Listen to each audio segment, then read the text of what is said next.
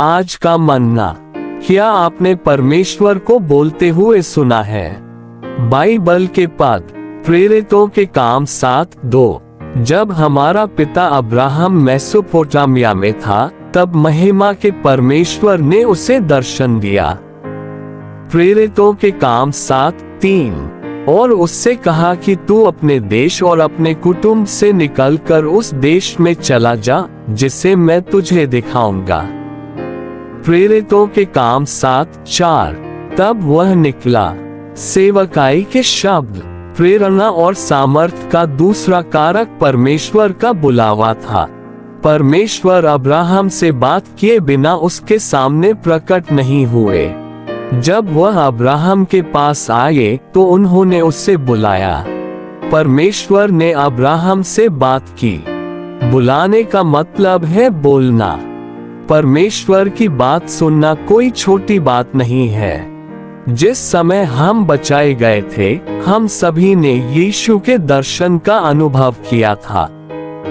हम में से बहुत से लोग इस बात की गवाही दे सकते हैं कि जिस समय हम बचाए गए थे, हमारे भीतर गहराई से हमें ये चेतना थी कि यीशु हमसे बात कर रहे थे।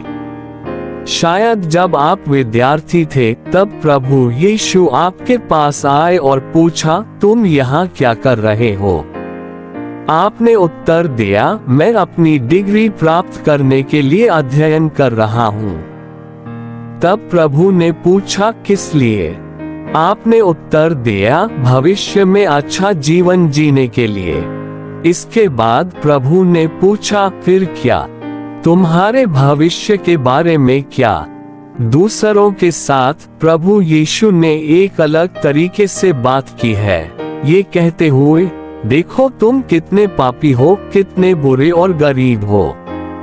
इसके जवाब में कुछ लोगों ने प्रभु से कहा है, मुझे परेशान मत करो।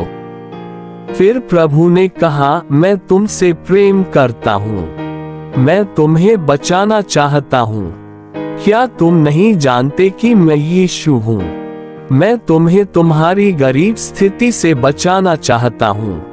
क्या तुम मुझे अपनाने के लिए तैयार नहीं हो? हम में से अन्य लोगों से प्रभु यीशु ने कहा, क्या तुम नहीं जानते कि मैं जीवित हूँ? मैं ही एकमात्र हूँ जो तुम्हें आनंद जीवन दे सकता हूँ। हम में से बहुतों ने ऐसे शब्द सुने हैं, किसी उपदेशक के मुंह से नहीं बल्कि जीवित यीशु के मुंह से। आमीन।